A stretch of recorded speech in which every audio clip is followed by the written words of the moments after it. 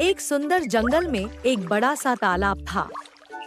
उस तालाब में बहुत सारी मछलियाँ, मेंढक और एक समझदार केकड़ा रहते थे।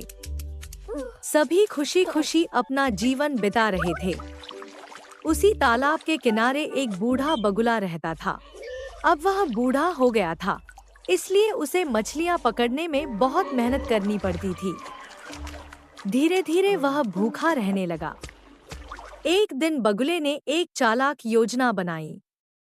वह तालाब के किनारे उदास होकर खड़ा हो गया और रोने का नाटक करने लगा। मछलियों ने पूछा, बगुला चाचा, आप इतने दुखी क्यों हैं?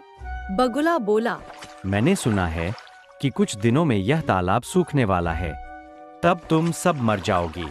मुझे तुम्हारी चिंता हो रही है। मछलियाँ डर गईं और बोलीं, तो हमें क्या करना चाहिए? बगुला बोला, पास ही एक बड़ा और गहरा तालाब है।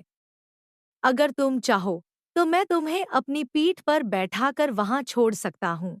भोली मछलियाँ उसकी बातों में आ गईं।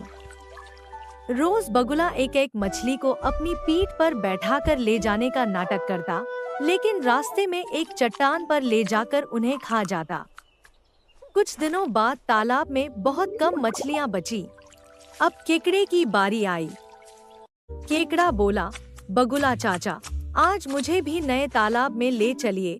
बगुला केकड़े को अपनी पीठ पर बैठाकर उड़ने लगा। रास्ते में केकड़े ने नीचे देखा तो वहाँ मछलियों की हड्डियों का ढेर पड़ा था। केकड़ा सब समझ गया। उसने तुरंत अपने मजबूत पंजों से बगुले की गर्दन पकड़ ली। बगुला डर गया और बोला, मुझे छोड़ दो, लेकिन केकड़े ने उसकी गर्दन काट दी। बगुला वहीं मर गया।